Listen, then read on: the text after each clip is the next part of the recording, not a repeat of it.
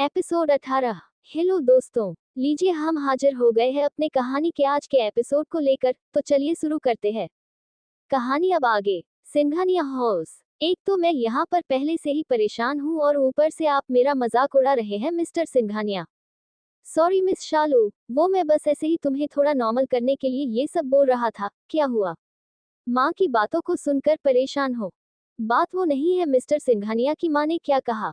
उन्हें असलियत नहीं पता है कि मैं आपकी सच में पत्नी नहीं हूँ, इस हिसाब से उनका ये सब करना बिल्कुल जायज है। पर मैं तो इस सच्चाई को जानती हूँ और ये सब जानते हुए भी मैं दादी माँ, माँ जी, तारा और पापा जी को धोखा दे रही हूँ। ये सोच सोच कर मुझे बहुत ज्यादा बुरा लग रहा है।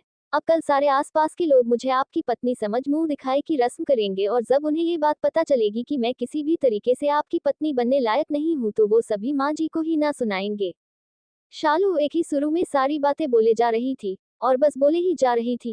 क्षणिक को कुछ बोलने का मौका ही नहीं दे रही थी, इसीलिए फाइनली क्षणिक शालू के करीब जा उसके गुलाब जैसी कोमल होठों पर अपना उंगली रख उसे चुप करा देता है और फिर उसके आंखों में देखते हुए बोलता है, कब से खुद ही बोले जा रही है। मैं जानता हूँ कि आपके मन में बहुत सारी बातें चल रही होगी इस वक्त, लेकिन आप अपने दिमाग से एक बातें निकाल दीजिए। ये दुनिया वालों को भले ही आपके पढ़े लिखे ना होने से फर्क पड़ता होगा, पर मुझे नहीं लगता है कि आपका ना पढ़ा होना कोई कमी है। बस आपको मौका नहीं मिल पाया पढ़ पाने का, इसी वजह से आप नहीं पढ़ पाए। अगर आप पढ़ना चाहती है तो मैं आपकी एडमिशन पास के ही स्कूल में करवा सकता हूँ। लक्ष्मी का कमरा। लक्ष्मी अपने कमरे में आहिस्ते आहिस्ते चलते हुए बेड पर जाकर बैठ गई और हल्के होठों से मुस्कुराते हुए मन ही मन बोली, आज तो मजा ही आ गया। अब कल जब उस लड़की की बेइज्जती सारे समाज और तारा के फ्रेंड के सामने होगी तब और ज्यादा मजा आएगा। बहुत अच्छी बन रही है ना वो, उसे तो मैं बताऊंगी कि उसकी असलियत में औकात क्या है हम लोगों के सामने। तभी राज जी जो दूसरे सिरे पर अपनी आंखें बंद किए लेटे हुए थे और जब आंखें खोलकर लक्ष्मी को बैठे हुए देखे तो बोल पड़े, क्या हुआ लक्ष्मी जी, आप अभी तक बैठी हुई क्यों हैं? कुछ सोच रही है क्या? जैसे ही लक्ष्मी अपने पति की आवाज सुनती है तो अचानक से वो थोड़ा हड़बड़ा जाती है और जल्दी से बेड पर लेटते हुए बोलने लगती है, जी नहीं, बस वो कल की सारी व्यवस्था के बारे में ही सोच रहे थे। अब कल हमारी बहू की मुंह दिखाई का रस्म है तो सारा इंतजाम सही से होना चाहिए ना, अब थोड़ा तो मन में तनाव होगा ही ना। बस इतनी सी बात, आप ये सारी बातें मत सोचिए, कल सब बढ़िया ही होगा, आप अभी आराम से सो जाइए। डॉट। घर का छत। क्षणिक के करीब आने से शालू पूरी तरह सन रह जाती है, इसीलिए वो हर बार की तरह इस बार भी झट से अपनी 2 कदम पीछे हटाते हुए नजरें झुका बोलती है, नहीं मिस्टर सिंघानिया, अब इस उम्र में अगर मैंने पढ़ने की सोची तो सारे लोग मुझ पर हंसेंगे और फिर आप भी मेरा कब तक साथ देंगे। कुछ दिनों के बाद हम दोनों के रास्ते अलग हो जाएंगे, उसके बाद सब मुझे खुद ही संभालना होगा, इसीलिए मैं अब कोई नई उलझन नहीं चाहती हूँ अपनी जिंदगी में। इतना बोल शालू तेजी से सीढ़ियों की तरफ चली जाती है और क्षणिक बस उसे देखता ही रह जाता है और खुद में कहता है, मैं तो बस। अगली सुबह। सिंघानिया रिजॉर्ट। सभी स्टाफ 10 बजे अपने अपने समय से रिजॉर्ट आ गए थे। रीता भी अपने केबिन में बैठ अपने आगे का प्लान बनाने पर काम कर रही थी। तभी उसके मोबाइल पर किसी अननोन नंबर से कॉल आने लगा। वो इस तरह की कॉल देखो जरा घबरा जाती है और खुद में बोलती है, ये कॉल कहीं उसी की तो नहीं है, पर उसने तो मुझे अभी कुछ टाइम दिया है फिर।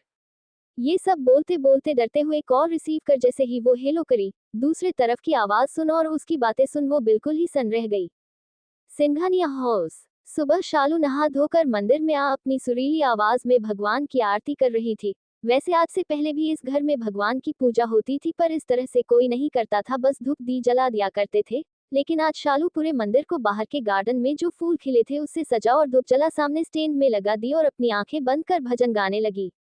उसकी आवाज सुन बाकी सभी लोगों की नींद भी धीरे धीरे करके खुलने लगी और सभी लोग एक एक कर बाहर हॉल में आ खड़े होने लगे।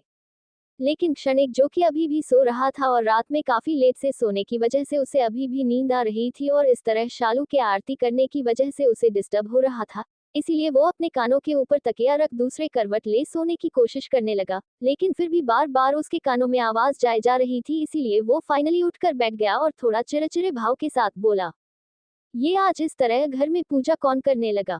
सभी को तो अच्छे से पता है कि मुझे इस वक्त ही नींद आती है, अभी देखता हूँ। क्षणिक इतना बोल जल्दी से बेड पर से उतर अपने स्लीपर पहनता है और तेजी में कमरे से बाहर की तरफ निकल जाता है।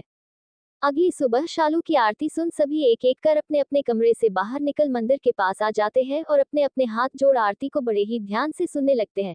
लेकिन उनके बीच में लक्ष्मी, जिसका मन अंदर ही अंदर तो शालू से बहुत ज्यादा गुस्सा रहा था, पर ऊपर झूठी मुस्कुराहट के साथ वो भी सबके बीच में शामिल थी, बस ये सोचकर कि बहुत जल्द ही सब पहले जैसा ही होगा जाएगा। अभी सभी आरती में मग्न थे ही कि तभी क्षणिक एकदम गुस्से भरे चेहरे के साथ बाहर आ खड़ा होगा जाता है, और जब वो शालू को इस तरह से पूजा करते हुए देखता है तो ना जाने उसे क्या हो जाता है, और वो एकदम तेजी में शालू के पास जा उसके हाथ से वो पूजा की थाली को ले मंदिर में रख उसे घूरते हुए देखने लगता है। क्षणिक की इस तरह के हरकत से वहां पर मौजूद घर के बाकी के लोग भी पूरी तरह से हैरान थे, और इसीलिए वो भी क्षणिक को आश्चर्य भरे नजरों से देखते हुए उससे पूछने लगे, क्षणिक ये किस तरह की हरकत है? भगवान की पूजा को इस तरह से बीच में कौन रोकता है? तभी देवकी जी बोली, हाँ लड्डू बेटा, इस तरह से तुम शालू के हाथ से आरती की थाली क्यों लेकर रख दिया? कुछ तो बोलो बेटा। सभी बारी बारी करके जवाब किए जा रहे थे क्षणिक से, पर क्षणिक बिना किसी के सवालों का जवाब दिए बगैर शालू के कलाई को पकड़ा और उसे सीधे अपने कमरे में लेकर चला गया। शालू को कुछ समझ में नहीं आ रहा था कि आखिर में अब उनसे कौन सी गलती कर दी जो मिस्टर गुस्सेल उसके साथ इस तरह से पेश आ रहे हैं। मिस्टर सिंघानिया, एक मिनट रुकिए तो, कम से कम मुझे बताइए तो मैंने किया क्या है? आप इस तरह से मुझे बीच पूजा से क्यों लेकर आ गए? शालू पूछती रही, पर क्षणिक उसे बिना कुछ बोले सीधे कमरे में ले आया और उसे बेड पर हल्का धक्का देते हुए बिठा दिया, जिससे शालू खुद को संभाल नहीं पाए और वो बेड पर बैठने की जगह गिर गई, जिसकी वजह से फिर से उसकी उसी कलाई पर चोट लग जाती है और उसे दर्द होने लगता है। लेकिन इस वक्त क्षणिक इतने ज्यादा गुस्से में था कि उसे शालू की चोट दिखाई नहीं देख रही थी। शालू को दर्द हो रहा था, लेकिन फिर भी शालू अपने दर्द को साइड में करते हुए हिम्मत कर बेड पर से उठ खड़े होते हुए क्षणिक के पीछे खड़े हो पूछने लगी, आखिर में ऐसी कौन सी बात है मिस्टर सिंघानिया, जिस वजह से आप इतना ज्यादा गुस्सा होगा जाते हैं? कम से कम मुझे बता दीजिएगा, तभी तो मैं वो काम आगे से नहीं करूंगी। और आपको भला भगवान की पूजा करने से क्या दिक्कत होगा सकती है? मुझे तो ये बात समझ में नहीं आ रही है। शालू पूछते पूछते सारी बातें पूछने लगी, जिस वजह से क्षणिक का गुस्सा और ज्यादा बढ़े जा रहा था, और इसीलिए वो शालू को समझाने के लिए एकाएक पीछे पलट गया। लेकिन जैसे ही वो पीछे पलटा, शालू पूरी तरह से घबरा गई और अपना एक पैर पीछे खिसका ली, जिससे वो बेड से जा टकराए और उसे गिरने से बचाने की कोशिश करने में क्षणिक भी उसके साथ बेड पर गिर जाता है। बेड पर शालू और उसके ऊपर क्षणिक, बस दोनों की दूरी कहने भर की ही थी, वरना वो दोनों बेहद करीब थे। इस वक्त क्षणिक जैसे ही शालू के ऊपर गिरता है, उसकी नजरें एक बार फिर से शालू की आंखों में जा खोसी जाती है और वो दिल के हाथ मजबूर हो जाता है। क्षणिक धीरे धीरे कर शालू के होठों की तरफ बढ़ने लगता है, जिससे शालू की भी दिल की धड़कने तेजी से धड़कने लगता है और वो भी इस आगोश में खुद को भुला अपनी आंखें बंद कर लेती है। लेकिन अभी क्षणिक उसके होठों को चुंबता उससे पहले ही शालू का मोबाइल बजने लग जाता है, जिससे दोनों ही होश में आ जाते हैं और झट से एक दूसरे से दूर हो खड़े होते हुए अपनी अपनी नजरें चुराने लगते हैं। तभी शालू खुद में बड़बड़ाते हुए बोली, ये अर्जुन इतनी सुबह क्यों कॉल कर रहा है? पता नहीं क्या बात होगी। खुद में ये बड़बड़ाते हुए शालू फोन रिसीव करने ही वाली थी कि तभी क्षणिक उसके हाथ से मोबाइल ले लेता है और फोन को कट करते हुए थोड़ा रूडली ही बोलता है, जब तक मिस शालू आप मेरे साथ है, आपके लिए सबसे ज्यादा इम्पोर्टेंट मैं और मेरी बातें होना चाहिए, ना कि कोई और इस वक्त मुझे आपसे जरूरी बात करनी है, तो अपने इस मिस्टर अर्जुन को जरा समझा दीजिएगा कि हर वक्त यहाँ पर कॉल ना किया करे। बाहर हॉल राजजी क्षणिक की हरकतों से थोड़ा गुस्से में थे और इसीलिए बोले जा रहे थे, माँ ये सब क्षणिक बिल्कुल सही नहीं कर रहा है। अरे एक तो खुद ही पहले शालू से शादी कर ली और अब हर वक्त उसके साथ गुस्से में ही बातें करते हैं। शालू उसकी पत्नी है, वो कैसे उसके साथ इस तरह का बर्ताव कर सकता है? आपने देखा नहीं अभी किस तरह से वो शालू का हाथ पकड़ कमरे के अंदर ले गया। हाँ बेटा, ये बात तो मैं भी नहीं समझ आ रही हूँ कि आखिर में देवू ने ऐसा क्यों किया, बीच पूजा को क्यों रुकवा दी उसने। सभी को शालू की इतनी फिक्र करते हुए देख लक्ष्मी मन ही मन बोली, सॉरी माँ जी, भले ही आप लोगों को उस लड़की से हमदर्दी होगी, पर आज जो मेरे बेटा ने किया है ना उसके साथ, उससे मैं तो बहुत बहुत ज्यादा खुश हूँ। आज शाम में जो तमाशा बनेगा उसका वो तो देखने लायक होगा ही, पर उससे भी ज्यादा खुश मैं इस बात से हूँ कि मेरे बेटे ने सुबह सुबह मेरा दिन ही बना दिया। क्षणिक का कमरा। हाँ तो मिस्टर सिंघानिया, आप बताइए आपको क्या बात करनी है मुझसे? आप जिस तरह से आज इतनी जोर जोर से आरती करे जा रही थी, इस वजह से मेरी नींद खराब हो गई। इसीलिए आइंदा आगे से इस तरह से कभी भी पूजा करने की कोई जरूरत नहीं है। जिस तरह से इस घर में पूजा होते आया है, आप भी उसी तरह से करेगी, ना कि इस तरह से जैसे आज की है। शालू जब क्षणिक की बातों को सुनी तो उसके मासूम से चेहरे पर हंसी आ गई और वो अपना हंसी रोक नहीं पाए और हंसते हुए बोली, क्या मिस्टर सिंघानिया, आप ही एकदम गजब ही है। मतलब अभी जो आपके चेहरे पर ये 2.5 किलो का गुस्सा है, ये सिर्फ मेरे इस तरह से पूजा करने की वजह से है। इतना बोल शालू फिर से हंसने लग जाती है, लेकिन जैसे ही क्षणिक उसकी तरफ अपनी दो बड़ी बड़ी आंखों से घूरते हुए देखता है तो शालू की सारी हंसी एक पल में ही गायब होगा जाती है और वो अपनी नजरें वापस से झुका वहां से जाने लगती है। जैसे ही वो कमरे से बाहर निकलती है, सामने से तारा आ रही होती है और शालू को देखते ही वो पूछ पड़ती है, अरे भाभी भाई आपको इस तरह बीच पूजा में ही लेकर क्यों आ गए थे? भाई गुस्सा है क्या? तारा की बात सुन शालू मन ही मन बोली, अब मिस्टर गुस्सेल को गुस्सा नहीं आएगा तो फिर क्या ही आएगा। लेकिन फिर तारा से कहती है, नहीं तारा वो दरअसल मिस्टर सिंघानिया के कुछ कपड़े उन्हें मिल नहीं रहे थे, बस इसी वजह से वो इस तरह परेशान हो गए थे, मैंने ढूंढ कर देख दिया है। अब चलिए चलकर नीचे सबको प्रसाद भी तो देना है।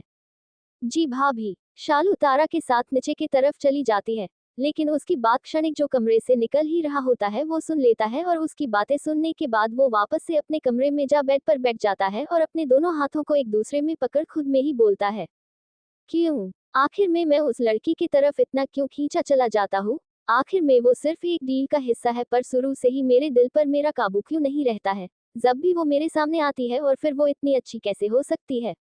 मैं उसके साथ हर बार इतना रूडली बात करता हूँ लेकिन वो फिर भी एकदम मुस्कुराते हुए रहती है जैसे उसके साथ कुछ भी गलत नहीं है।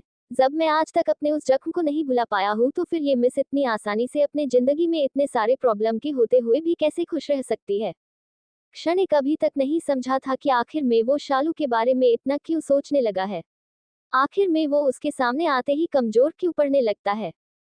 दिल्ली, शांति सदन। अरमान अपने टूटे हुए बोतल को अभी देखो ही रहा था को तभी रॉकी अपने दोनों हाथों में शराब का बोतल लिए घर के दरवाजे पर खड़ा हो थोड़ा ऊंची आवाज में बोलता है, क्या मैं घर के अंदर आ सकता हूँ आंटी जी? रॉकी की आवाज सुन शांति और अरमान जैसे ही अपने नजरें उठाकर देखते हैं सामने रॉकी को खड़ा देख शांति को झट से उठ उसके पास जाते हुए उस पर बरसने लगती है।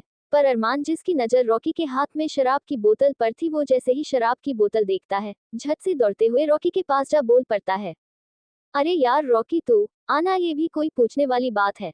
तू भी इस घर का हिस्सा है और जब चाहे तू इस घर में आ सकता है, कोई भी तुझे नहीं रोकेगा, तू चल मेरे साथ। पर बेटा, मेरी बात तो सुन। माए अब तू बीच में मुझे डिस्टर्ब मत कर और जा कर रॉकी के लिए कुछ नाश्ता बना दे। अरमान ये बोल रॉकी के हाथ से शराब की बोतल ले अंदर की तरफ चला जाता है और रॉकी भी जाने लगता है तभी वो शांति देवी के पास थोड़ा रुकते हुए उनसे धीरे से कहता है, क्या हुआ शांति देवी जी, आपके दोनों बच्चे तो मेरे इशारों पर घूमने लगे हैं आजकल, कहीं ऐसा ना हो कि बाद में आपको सिवाय पछताने की और कोई दूसरा चारा ना रह जाए, वैसे भी आप कर ही क्या सकती है।